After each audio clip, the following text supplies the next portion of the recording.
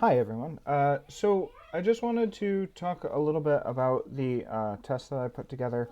I was after talking with Roger about a lot of things, both before and after this test. I had taken some things to like the nth degree and kind of went way too far overboard, uh, which in some ways is good, in some ways isn't.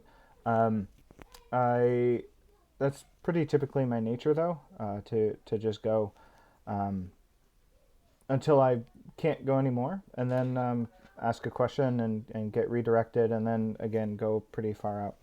Um, so the test that I put together was, as far as I understood it, it was a test for a DAO on a blockchain, and this is kind of how I feel that DAOs um, have a potential to be really powerful.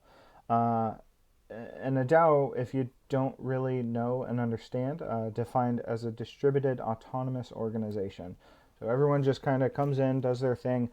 Decisions are not made from the top down, but from the bottom up. So you come in, you do your work, and some votes get put in, and as long as they're voted in, the decision is made, and whatever the vote was for happens. So my thought was that, or my understanding was that DAOs really work the best on a blockchain, um, because it's taking a lot of that automation piece, even though that's not really the best word for it. It's taking a lot of things and doing them automatically, um, and really keeping a system of record in place that isn't just a paper trail. It actually lives out there somewhere, for the entire world to see. Another definition I want to clear up is just blockchain in general. Blockchain is a very uh, open-ended word. Um, it essentially, a blockchain, the way I envision it again, is a database that is distributed across multiple machines. So in a typical database environment, that database is hosted on one machine. Everyone connects into it, and then that database machine serves the information back out. A blockchain takes that and kind of twists it all up and takes that entire database and puts copies on each machine that wants to connect into the blockchain. Um, this becomes really, really powerful in a lot of ways. But for the purposes of this, I think that that's good enough. I think that blockchains have the potential to completely revolutionize a lot of things that are done. Like I said, um, it's a really good system of record, and to have it all hosted out there for the world to see makes it really good for things um, like taxes or decisions that are made. Um, because if everyone's putting up votes, then those decisions are made and they live on the blockchain, and then anyone who connects into that blockchain can go see that. So, with that, does anyone have any questions on those just basic definitions of how I see things? And if anyone wants to chime in on how they see things, if they're any different, just let me know.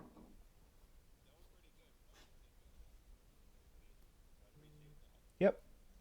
Okay, so to define, so now let's get into a little bit more of the test. The test I was doing was on the Ethereum blockchain. The Ethereum blockchain is something that was created shortly. I say shortly after. It was a few years after the idea of Bitcoin. Bitcoin is in and of itself a blockchain. Um, all of these things and the transactions of the Bitcoin itself are a blockchain. All the records of, I bought one Bitcoin from whomever. So there's a record of who sold it, who bought it, and how much. So Ethereum kind of took that and made it a little bit more open-ended. There's a lot of options for developing applications on the blockchain that live on the blockchain. Those are called contracts.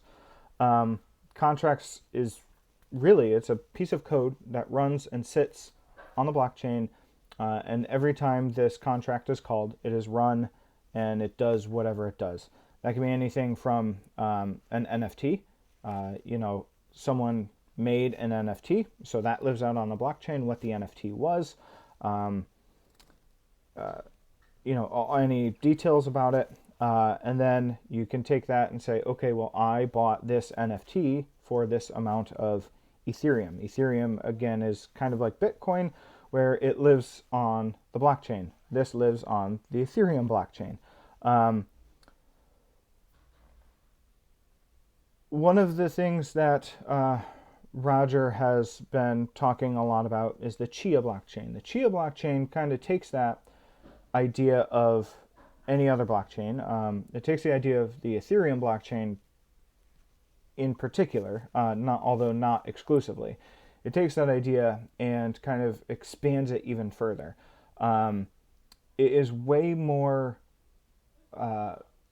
green, and when I say green, I mean energy efficient, to not only run the entire blockchain, because as I defined a blockchain, right, this runs on many machines all at the same time. And when I say many machines, it could literally be millions and millions of machines that this blockchain is running on. So Chia kind of takes that, does some magic underneath, and makes it more energy efficient.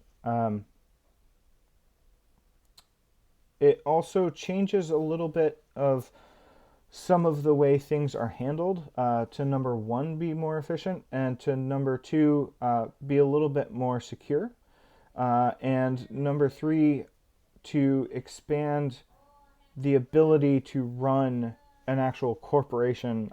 This is something Roger and I talked about, and he said he had talked with the Chia blockchain developers, the people who created the Chia blockchain.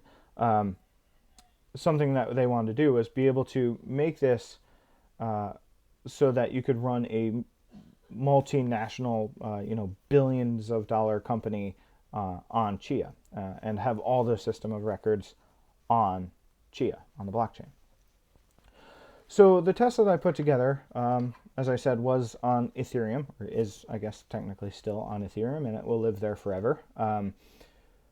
Another key definition is the word immutable. Immutable in this case, and I think in most cases, means you cannot change it. Once it's there, it's there. The system of record is the system of record. So anytime you want to change it, you can't. You can add on to it, saying, okay, well, if you buy a Bitcoin or an Ethereum coin, and then you sell it back to that same person, you haven't altered it, you've just added onto it. So both sales are still there. So that is what's called immutability. Not to confuse the waters, but there is a blockchain called Immutable X. Immutable X recently came into the limelight a few months ago, maybe. I think it was November of last year. GameStop announced that they were doing a bunch of stuff with the Immutable X blockchain. And the only reason GameStop is any mention in any news is because of the skyrocketing stocks they had, over the past couple of years. So if I say that word immutable, that's just what that means. You can't change it. Again, circling back to the test. So that was done on Ethereum. It was done that way because there's already a bunch of code out there that does that exact thing. And so I just wanted to run a test to see what it would look like. Now, when we start talking about doing this on the Chia blockchain, as I've read and as I understand it, doesn't yet have some of the same capabilities that the Ethereum blockchain has. But it's something to aspire to, right? The test that's put together basically consisted of a few key things. Number one, having an ownership token. And the ownership token in this case was an NFT. For those of you who did that, I really appreciate that. Jeremy, I think it was you who we were sitting on the phone with after that test for about an hour. I really, really appreciate that. Thank you so much. That was very helpful. So what happened is that you have an ownership token. You have an NFT that says that gives you access to this website. And the website is essentially the DAO website, right? And everything, a lot of things on there should be viewed that are in the Excel sheet. Well, that were in the Excel sheet that Roger was maintaining for a little while. You know, who is a member, how much AR they have, any transactions that occurred. The one thing that wasn't on there, correct me if I'm wrong, anyone, was some of the voting systems. And some of the voting systems were handled in other ways, whether they were on Discord or another way. I don't know, but that was the only one thing. So in the test, the first page, what I should have done, if you give me a minute, I can make a new wallet address.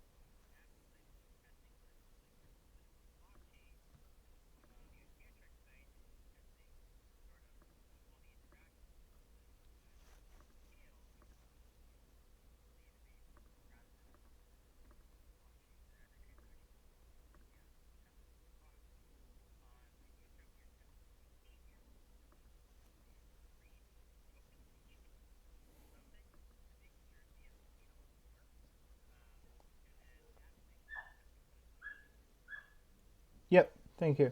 And you don't always have to ask nicely, as I found out. Someone actually did give me all of their AR, which was awesome. If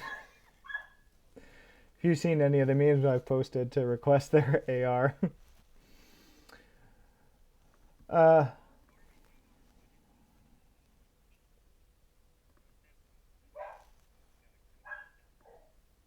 Yep. Yep. So, okay, I think I have everything set up. I do. Okay, I have enough. Okay, so,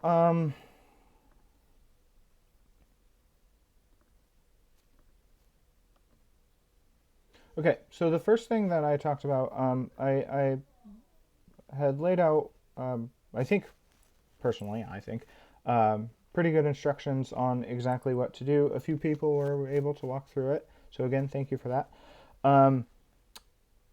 For those of you who didn't or couldn't or whatever, I will quickly go through it and explain a couple things as I go. So the first thing just share my screen.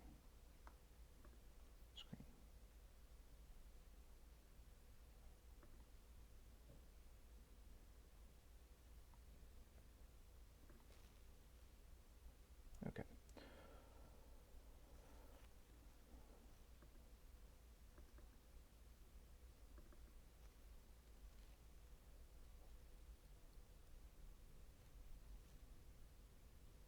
Okay. So while that's waking up, so this test was put on a website that does all of the hosting, and the hosting sometimes can be slow and sometimes can it shuts down, and sometimes it has to wake up, and that's all it was doing there. So one of the first things that I said to do was download Metamask. And Metamask is a browser plugin that allows you to connect to a few different blockchains. One of them that is Rinkeby test. Rinkeby test is the Ethereum blockchain, but it's a test version, so things are cheaper to do on there. They run exactly the same, but it's just a test network. So if you want to get any test Ethereum, you can do that for completely free. So one of the first things I said to go to this website, well, download Metamask, set up a new account, although I think that happens automatically.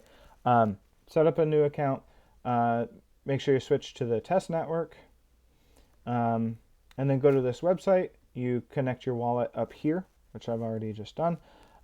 This should autofill in this wallet address. And if you see 1F20 is what it ends in right here, 1F20, and we can see from right here, it does say 1F20.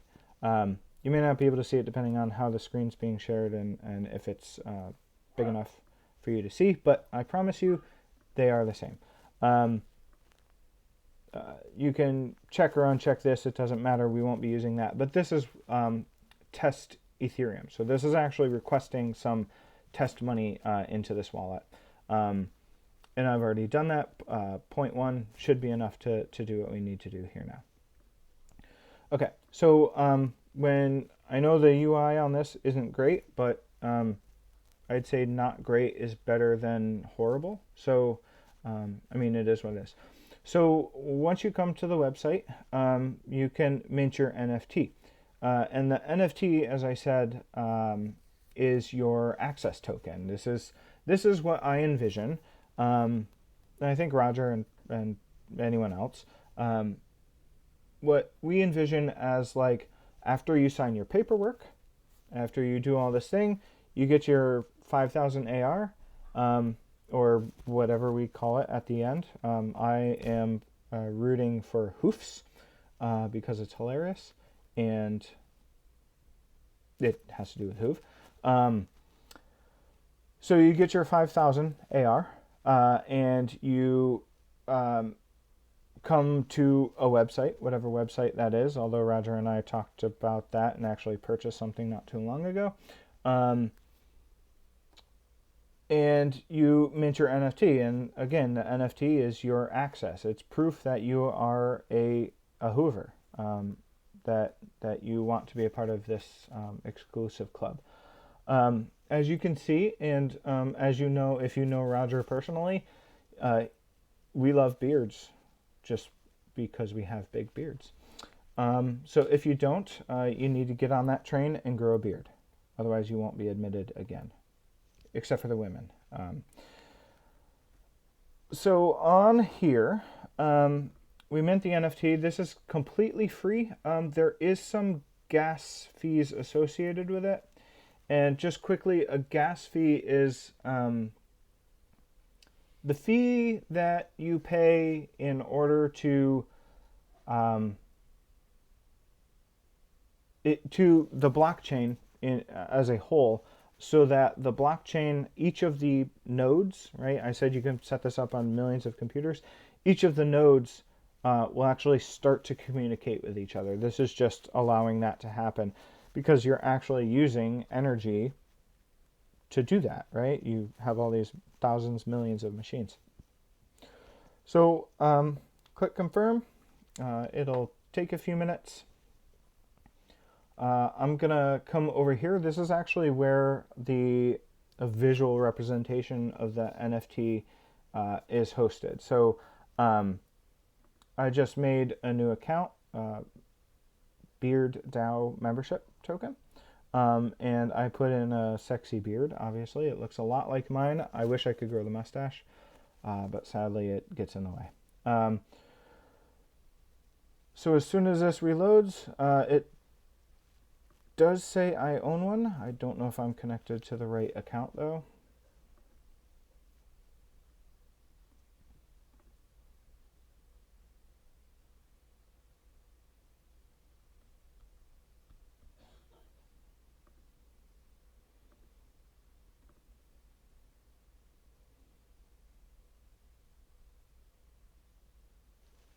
Come on, load.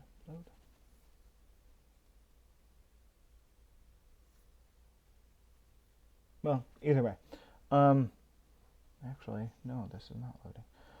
So this is, as I said, just the visual representation of proof that you are a part of this thing.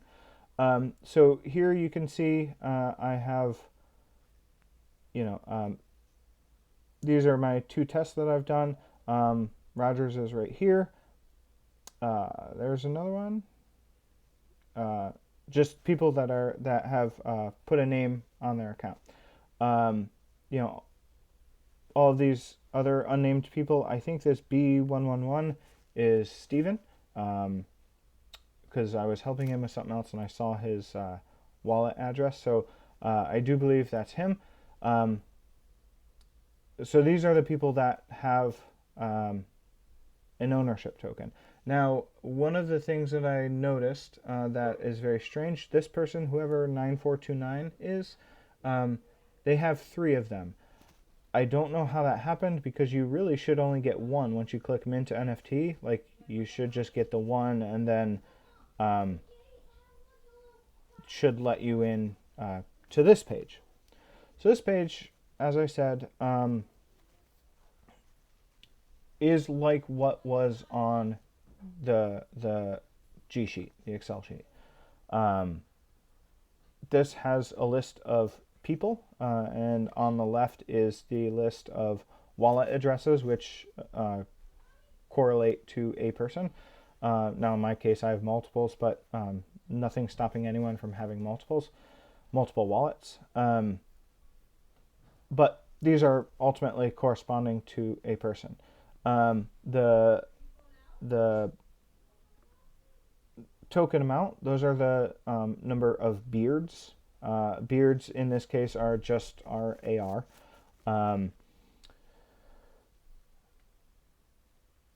And then on the right hand side is the votes. These are votes that I put together just again for testing. So there were a couple things that came out of the voting, which I will get to in a minute. But I just wanted to go over a couple things about how actually, and I want to go over proving that some of these things are on the blockchain. Yep.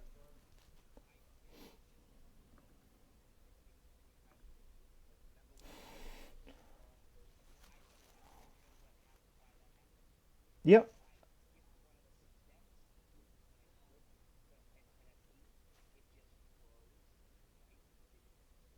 Huh.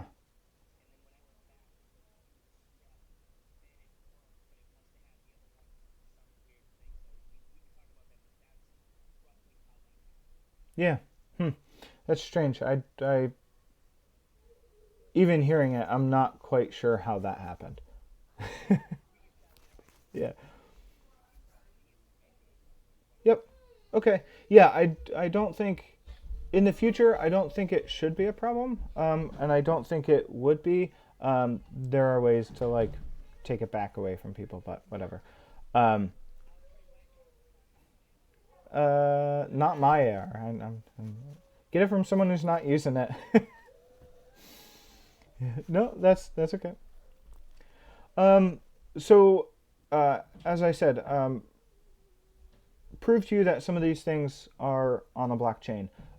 There are really three things in this case that are on the blockchain. One, the ownership NFT and who owns one. Two, the amount of beard tokens they have.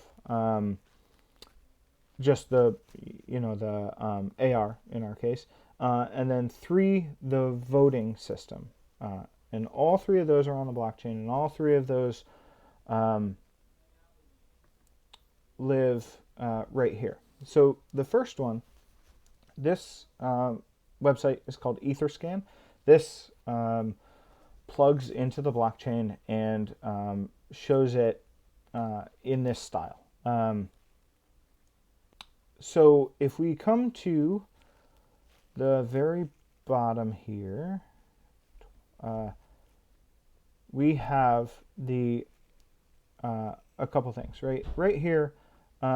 If you can see, I'm highlighting it, and again, I'm sorry if it's pretty small, but it says contract creation. So this is the very start of creating the beard NFT. If we come to this, that, so this is the from address. This, if I hover over it, I see 4F37 are the last four digits. This is actually one of my wallets. And so I claimed it from that wallet. This field right here, it says lazy mint. So that is just saying, create however many of these so that people can redeem them and then take ownership of them later. Lazy minting is a good way to, Ricketts, you'll appreciate this. Lazy minting is a good way to create one unique thing, but give out that one unique thing to multiple different people. So think of it like a baseball card, or Michael Jordan's rookie card, right? There's more than one of them. There's hundreds of them or thousands of them. I don't know exactly how many, but there's more than one.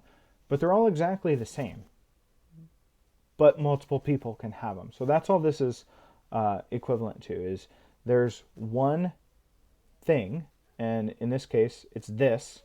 This is the Michael Jordan rookie card. And right now it says 7 people own them. So I own one, Roger owns one, Ricketts, you own one, etc.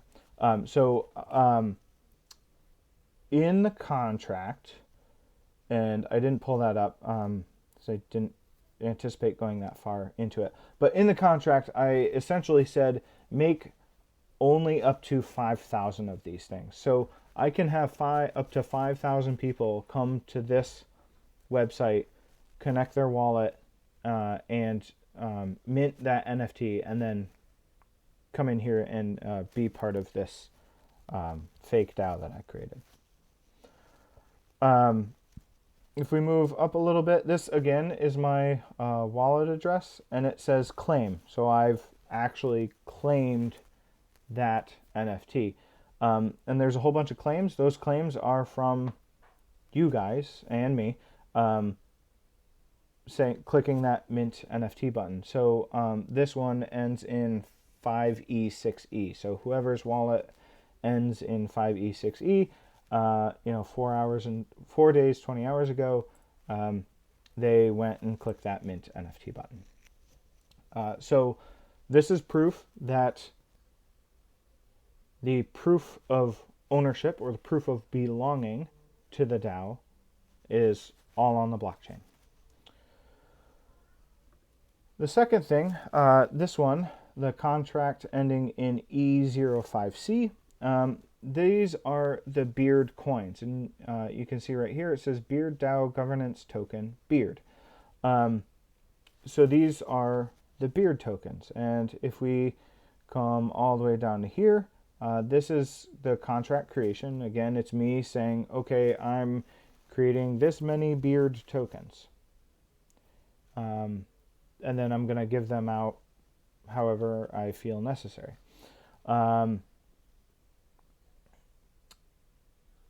Some of the other ones in here, delegate. This is me actually going in and airdropping tokens. Now, what I did isn't typically how it's done when you airdrop tokens. A lot of other DAOs and that have their own token will say, come get your whatever token, but it's by a certain day. And that's kind of what I was trying to replicate by saying, okay, at 8 o'clock is on whatever day it was, I'm going to airdrop those tokens, and then we can get to testing everything. So that's what I was trying to simulate. And that's all right here. If I click, if I can find mine quickly, 4F37, that's mine.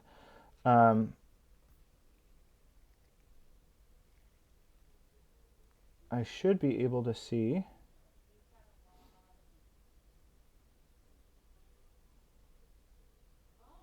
No, it doesn't tell me exactly how many. But I can see all of the addresses like this B1111. That again was Steven. So this is me delegating tokens to him, and then I delegated however many tokens to 647F, and then to 5E6E, and et cetera, et cetera, et cetera. So again, proof that the entire token economy, which is what we keep talking about with AR, the entire token economy lives on a blockchain. The third thing, the third contract that was put onto the blockchain is the voting system. Now, the voting system is where I think more things went wrong than I anticipated, but it's good in ways, and it just means I have more work to do for testing these things.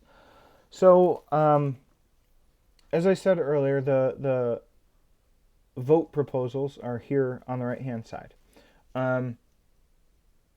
The way I did it was I created the first two and put that up for a vote. And then I said, on whatever day at 8 p.m. is when I will airdrop you those tokens, and then you can go vote. Now, what I didn't realize, one of the things that went wrong was I had put in a 24-hour time limit to vote. And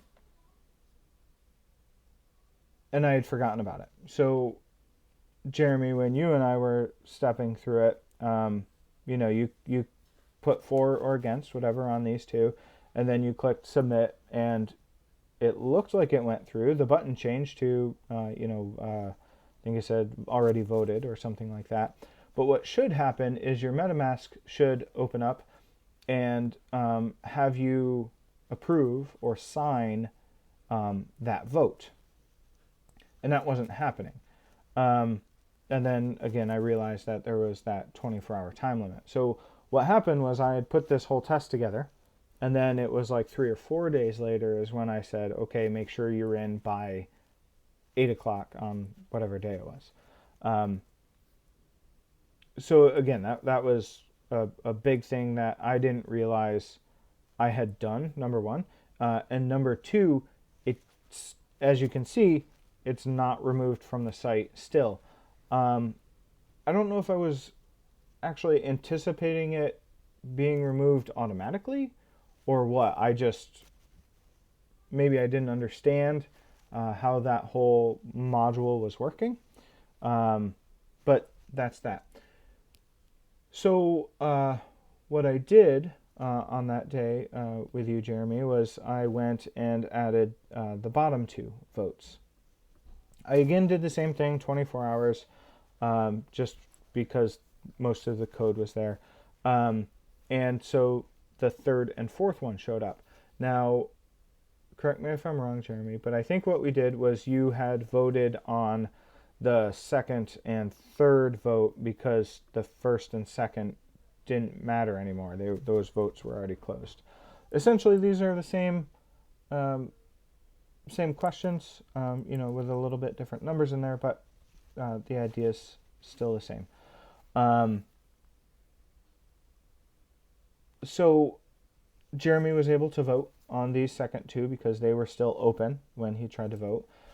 But when I came in and tried to vote on 3 and 4, I couldn't, because I had actually already voted on 1 and 2. And that was the other thing that went way wrong, and I don't really know how I was envisioning it to work, or how it was meant to work, but that's how it worked. So even though I had already voted on 1 and 2, and those were closed, no one could vote on them anymore, I still couldn't vote on vote 3 and 4. And I think it all comes down to how the code is, as I said, how the contract is actually laid out on the blockchain. Now, if you look at some of these, you see here at the bottom, contract creation, just like we always should at the very first thing we see. And then we have to propose. So that was me proposing those first 2 votes, right? And again, proof that this whole thing is living on the blockchain. You can see right here 4F37 and 4F37 cast vote. So I actually did vote, and it is recorded on a blockchain. Now, again, kind of the same with the beard tokens. It doesn't actually show how much with the beard tokens. Here, it doesn't show exactly what the vote is. And that's another note I made is how, like, once, say there's 100 people that vote, how do we know, and how does the contract know what to do next, right? So all of these additional pieces, like once voting finishes, there's a few things that need to happen. I'd say the very first is it's removed from the web page, right? There's no need to show it anymore. Number 2, say, like this one, this is mint an additional 500,000 tokens. So an extra 500,000 tokens should go into circulation. I envision that like, okay, someone new signs all the paperwork, comes in, wants to be a member, mints their NFT, and bang, you get your 5,000 AR, right? So that 5,000 AR has to come from somewhere. The contract should be smart enough to know to automatically do that when someone new comes in, right? So in this case, we're minting, say the vote was 60-40 to create 500,000 new tokens. Well, did that actually get created? If it did, are they distributed anywhere? Do they need to go to certain people?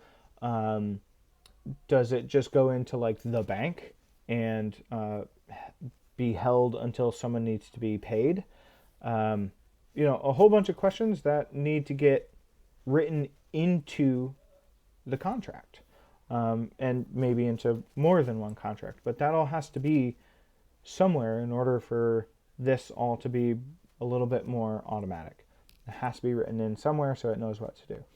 I'd say one of the other things that I need to work on is, after a vote closes, those disappear. But when a new vote comes on, I need to be able to vote again, right? I should only be limited to vote, and everyone else should only be limited to vote on each thing once, right? And in this case, I was only able to vote once. So, a major, major problem, but again, this is why we test. So, coming back to here, so 4F37, again, that's me. I cast my vote. B1111, that's Steven. He voted before voting closed. And then a couple days after he and I voted, we see here 5 days, 22 hours, and 3 days, 20 hours. So a couple days after he and I voted, which was after the voting closed, when I was actually running the test and I told you guys to vote, this is where I created the two new proposals to be voted on. And this is Jeremy, where you voted. I think you're AF29. So that's, again, right, these last three things I showed you, the NFT, the beard tokens, and the voting system, all lives on the blockchain. All of it lives on the blockchain. And how far we take that in the future is up for question. How far we can take it on the Chia blockchain might change a little bit, but I really don't think so. Based on what I've read, based on what I understand, based on what Roger and I discussed with what he discussed with the Chia developers, it sounds like they essentially want to be able to do this exact thing on Chia. So I don't see any reason why we couldn't. So before I move on, I know that was a ton. I know I talked for a long time, but are there any questions on any of that?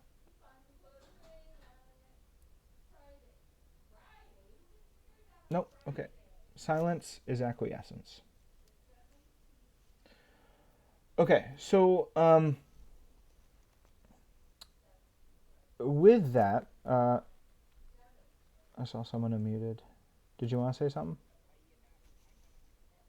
Mm-hmm.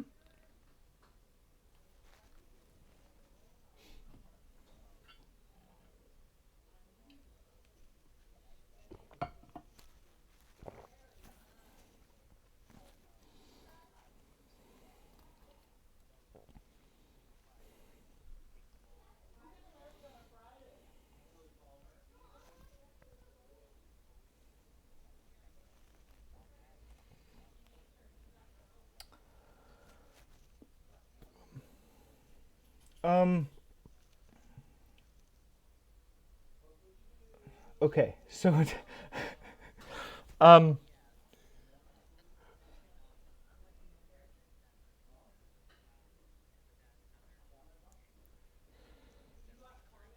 yeah,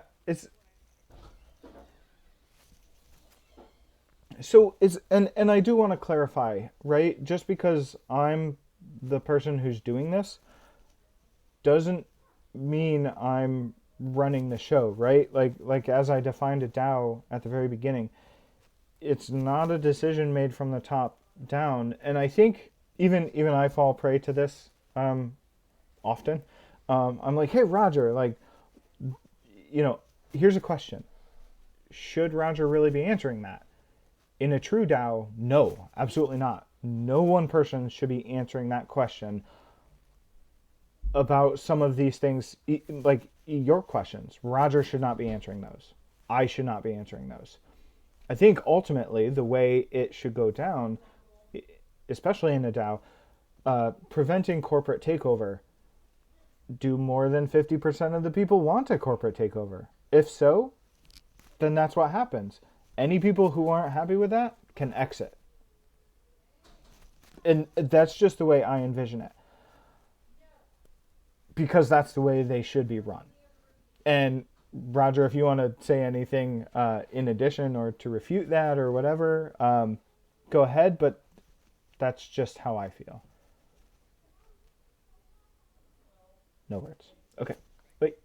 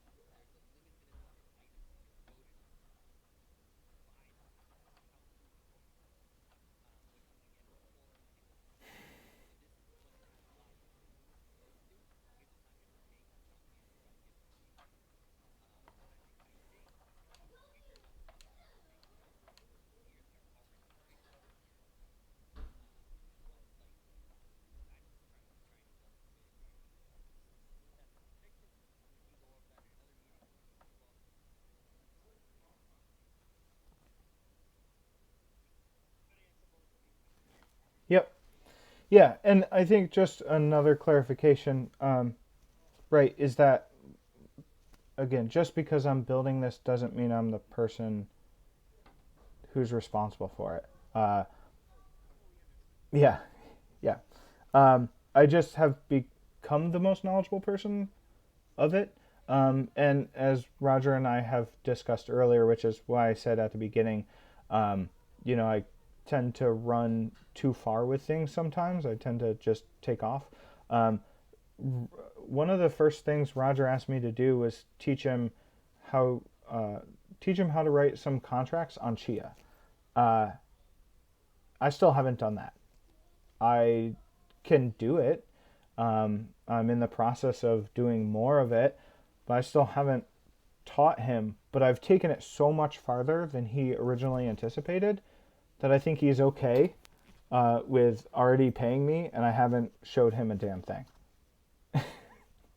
Um, but yeah, again, I'm just the guy who knows more because I have done more with it. Um, so, one of the things that we talked about, and this is very, very important, not only for the people on this call, but for all of the core team members. Um, go up, go out, and figure out how to get a Chia wallet address. A Chia wallet address should start in XCH. XCH is the Chia money. Much like I said, ETH is the Ethereum money.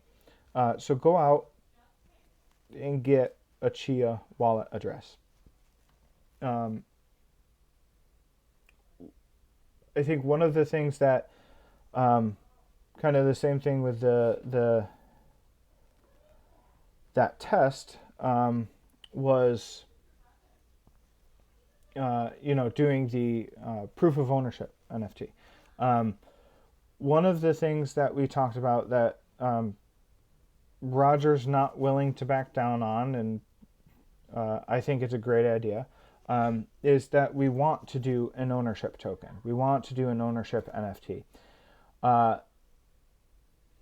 the people who will be eligible for the ownership NFT will be the people who, number one, pay their part of the tax bill when it comes in, and number two, have a Chia wallet address.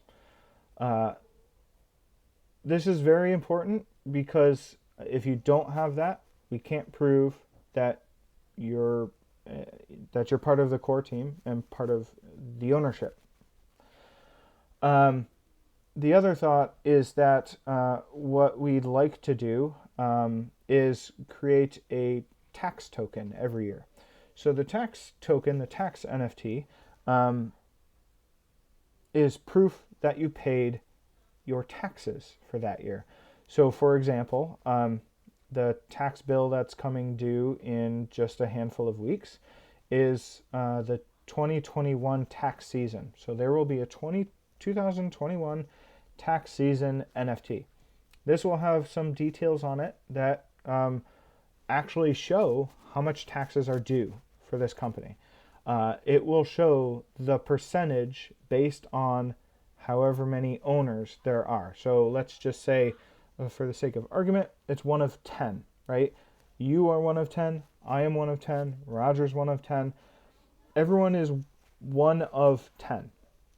So the tax bill, again, for just easy math's sake, let's say it's $10,000. Everyone owes $1,000.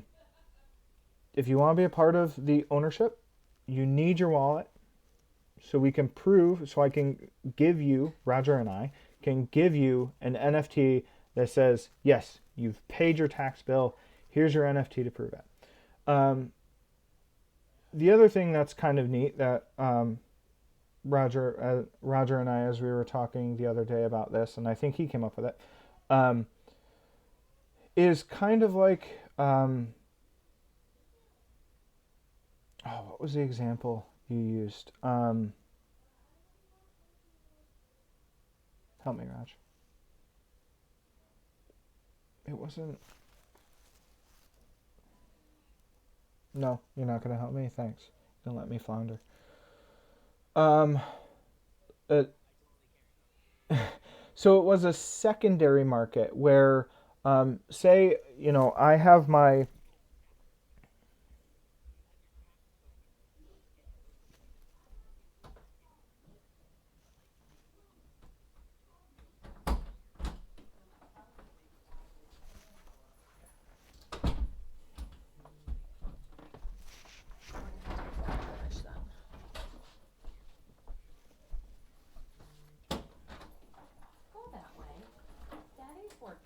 That's what it was. Yep. Yep. So, you need a quick couple $100. You say, well, I have this tax token, and you sell your, 2022 tax season tax token, tax NFT, just so you can get money, right? I thought that was a really interesting idea and a really interesting take on what ownership kind of becomes, because you can at least trade partial ownership from year to year. And I guess you could take it back before the end of the year. You need a quick couple $100. You sell it and you say, well, you know what? I kind of want that tax dividend at the end of the year, or the dividend, ownership dividend coming back at the end of the year. So you spend a little bit extra money than what you got from it in order to get that, say, $1,000, right? So you spend $300 to get that ownership back so that you can get, say, $1,000 at the end of the year.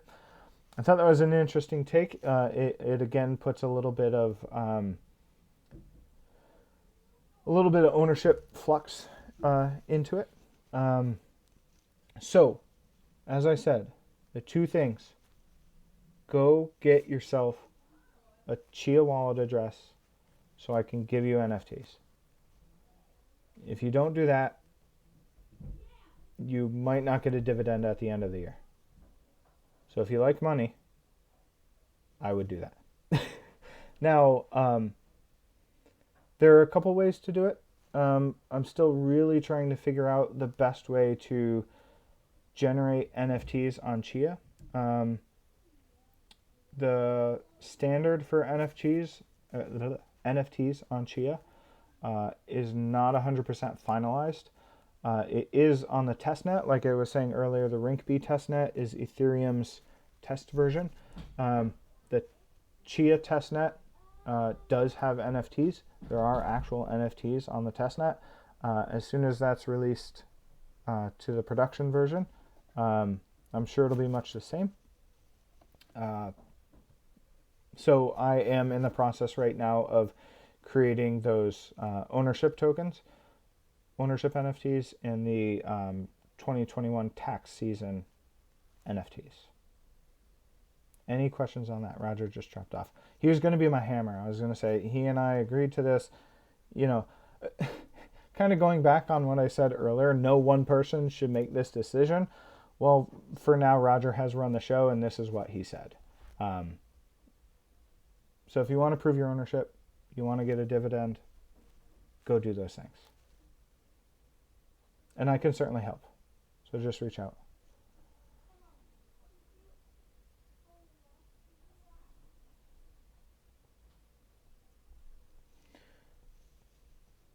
Any questions?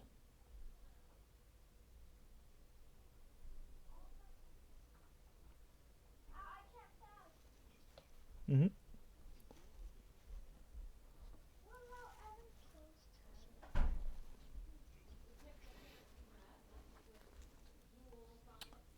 Into the test of what?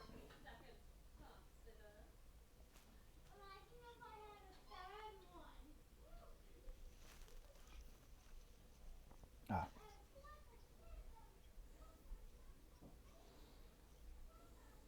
Yep.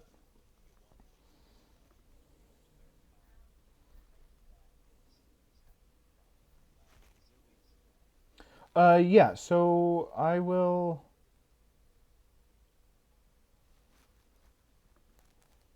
Yes, this address right here.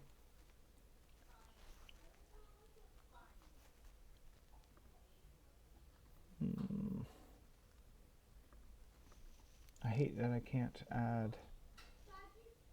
I can't. I'd like to add a chat right into here, like a text chat window.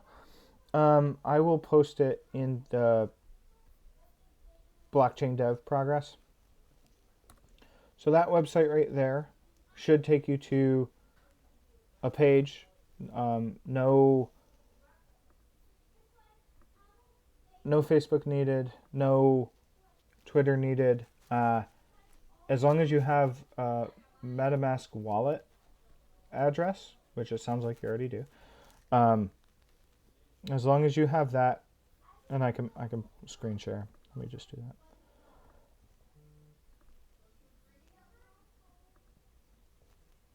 So this is one of the ones I showed earlier.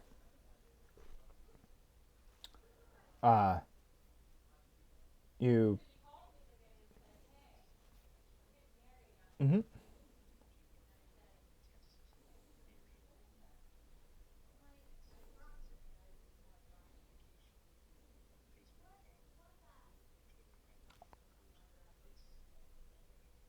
On this website? Really?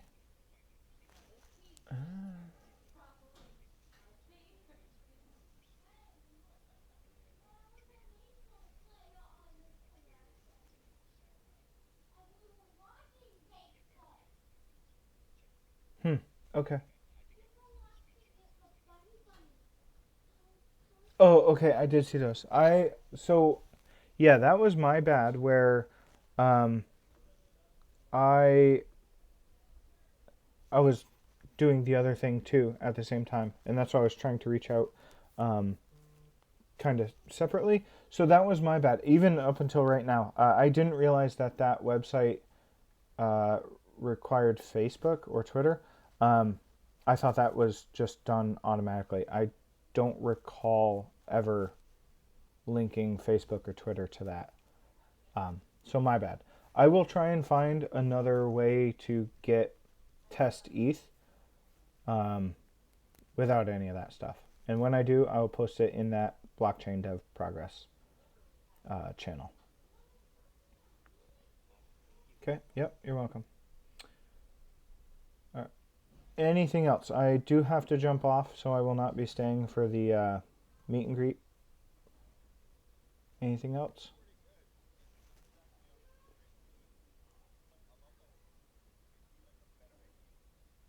Yep.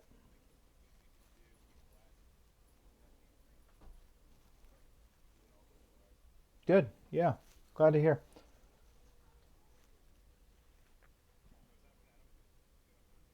Okay. Anything else before I drop? Nope. Okay, well, guys, have a good night. I'll probably chat with you in one of the next meet and greets. Uh, just today is not a good day, so this was all the time I had. All right. Good night.